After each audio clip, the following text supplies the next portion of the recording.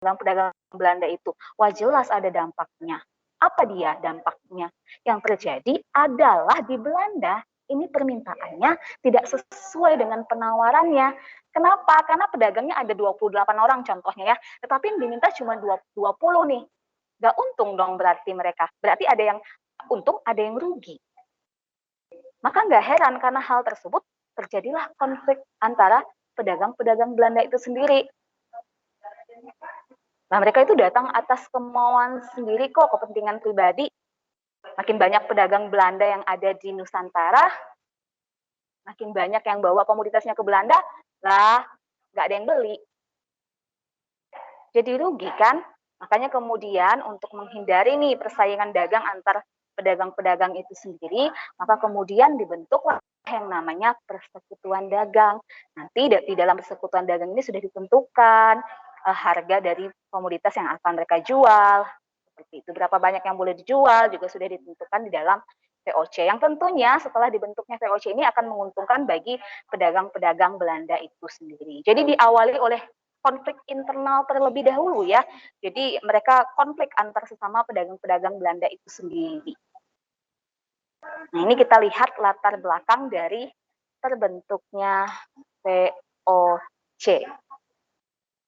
Nah, lalu apa sih tujuannya terbentuknya VOC? Kalau kita tadi sudah melihat latar belakangnya, tentu yang namanya sebuah komunitas, sebuah perserikatan, dia punya yang namanya tujuan.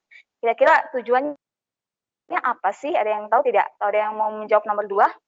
Tadi sudah ada Michael, Clairin, Joseph, yang lain? Siapa yang mau coba? Levina mungkin? Levina? Boleh Levina? Ya. Oke, boleh menjawab nomor 2, nak. Jawabanmu apa di nomor 2? Yang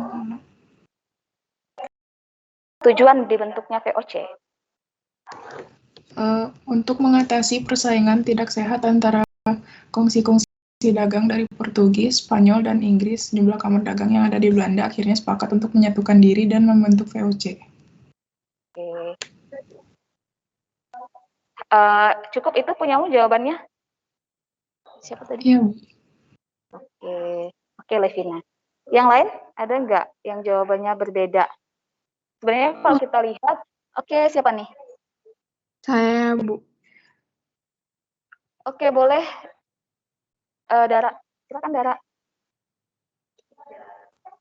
Kalau punya saya tuh kan kamar-kamar dagang swasta punya Belanda kan bersaing sama punya negara-negara lain.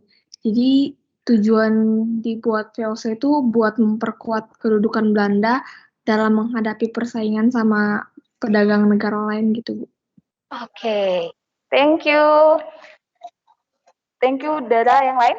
Adakah yang mau menambahkan? Menguasai rempah-rempah.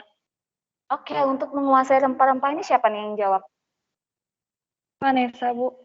Oke, terima kasih Vanessa. Yang lainnya, jadi tadi kita sudah melihat ya untuk menghindari persaingan dagang nih antar pedagang Belanda itu sendiri, kemudian menghindari persaingan dagang dengan, bukan menghindari ya, untuk mengimbangi kekuatan dengan kongsi dagang lainnya yang dibentuk oleh Eropa, bukan yang ada di Eropa, tapi yang dibentuk oleh Eropa ya, nanti juga ada di Asia. Nah, kemudian untuk menguasai rempah-rempah, berarti sudah 3. Ada apa lagi selain itu? Nah, ini Ibu tunjukkan ya kepada kalian.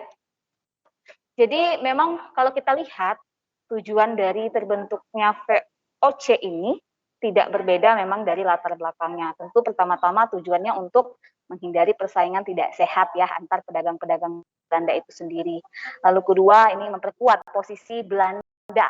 Ini juga sudah disinggung oleh temanmu tadi, untuk memperkuat posisi Belanda dalam menghadapi persaingan dengan serikat dagang Eropa lainnya. Jadi ternyata bukan hanya VOC loh yang ada di Nusantara ini, yang ada di Asia itu bukan hanya VOC, ternyata juga ada yang namanya EIC ya. Ini milik dari Inggris atau yang kita kenal dengan East Indian Company. Ini milik Inggris, pusatnya itu ada di India. Nah, kemudian yang ketiga, untuk melakukan monopoli perdagangan. Jelas bahwa tujuan bangsa Barat itu datang ke Indonesia, khususnya Belanda, adalah untuk mendapatkan sumber daya alam yang melimpah dari Indonesia, khusus rempah-rempahnya.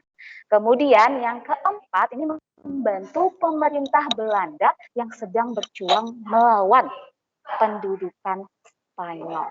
Jadi, saudara-saudara, ketika Belanda itu datang ke Indonesia, ternyata mereka ini tengah menghadapi kekuatan Spanyol. Seperti yang sudah kalian ketahui nih di pembahasan sebelumnya ya, bahwa negara-negara pertama yang melakukan penjelajahan samudra itu adalah Portugis dan Spanyol. Jadi dunia ini sudah dibagi dua sama mereka ya, bagian barat dan bagian timur. Portugis boleh ke timur, kemudian Spanyol boleh ke arah barat. Makanya kemudian Spanyol salah satunya berusaha menguasai negara Belanda. Ini nggak mau kalah sama penjajahnya ya, kemudian para pedagang-pedagang Belanda itu datang ke Indonesia atau ke Nusantara pada saat ini. Nah ini pada saat itu maksud Ibu ya, ini adalah tujuan dari dibentuknya VOC. Perlu kalian ketahui bahwa VOC ini sangatlah sukses besar sebagai sebuah perusahaan dagang. Kekuatannya itu meliputi hampir seluruh Asia. Bahkan sampai saat ini semangat VOC itu masih dipakai oleh Belanda sebagai bentuk dari semangat ekonominya. Karena saking sukses besarnya VOC ini bahkan dijadikan motivasi nih bagi perkembangan ekonomi Belanda bahkan sampai saat ini. Nah, lalu pertanyaannya adalah kenapa VOC ini sebagai sebuah perusahaan dagang bisa melakukan yang namanya kolonialisme dan juga imperialisme. Luar biasa sekali ya, sebagai perusahaan dagang, dia bisa melakukan yang namanya kolonialisme dan imperialisme. Nah, sebelum masuk ke pembahasan itu, tentu kita harus tahu dulu apa sih itu kolonialisme, apa sih itu imperialisme. Ibu yakin kalian sering mendengar kata ini, bahkan kalian sudah pernah pelajari pasti sebelumnya ya. Nah, Ibu mau tanya nih, salah satu dari kalian boleh mencoba menjawab ya, tidak apa-apa, jangan takut untuk menjawab, bukan bertanya, menjawab ya. Kolonialisme itu apa? Jadi susah napas ini. Ada yang tahu tidak kolonialisme itu apa? Salah satu. Apa itu kolonialisme? Tadi sudah ada Michael, Kyrin, Joseph, Levina, Dara, dan Vanessa. Yang lain boleh mencoba kalau mau. Apa itu? Saya mau coba, Bu. Oke, boleh. Siapa nih? Alex. William. Oh, Alex ya. Oke, berarti nanti Williana coba yang imperialisme ya. Oke, Alex silahkan. Kolonialisme itu penjajahan atau suatu sistem di mana suatu negara menguasai rakyat dan sumber daya negara lain, tetapi masih berhubungan dengan negara asal. Oke, ya jadi terkait dengan pengembangan kekuasaannya, Ibu maaf ya, Ibu tuh jadi susah ngomong pakai masker ya. Jadi kalau kolonialisme ini terkait dengan pengembangan kekuasaan suatu negara di luar batas negaranya. Jadi dia berusaha menguasai wilayah lain dengan tujuan apa? Dengan tujuan menguasai sumber daya alamnya dan juga manusianya. Ya, makanya kalau kita lihat penjajahan itu juga sering memperbudak manusia-manusia di suatu tempat itu ya. Nah, berarti kalau kita bisa simpulkan, maka kolonialisme ini terkait dengan pengembangan ekonomi suatu negara. Dengan cara apa? Dengan cara memperluas wilayah kekuasaannya. Tujuannya mengambil atau menguras sumber daya alam yang ada di suatu wilayah tersebut dan juga menguasai manusianya. Atau simpelnya kita katakan berarti kolonialisme ini pengembangan dalam bidang ekonominya.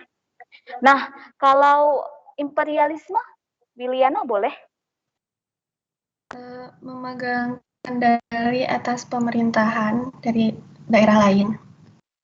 Oke, memegang kendali pemerintahan di wilayah lain. Jadi tadi kalau kolonialisme ini dia adalah lebih ke pengembangan ekonominya dengan menguasai suatu wilayah, berarti juga menguasai sumber daya alam dan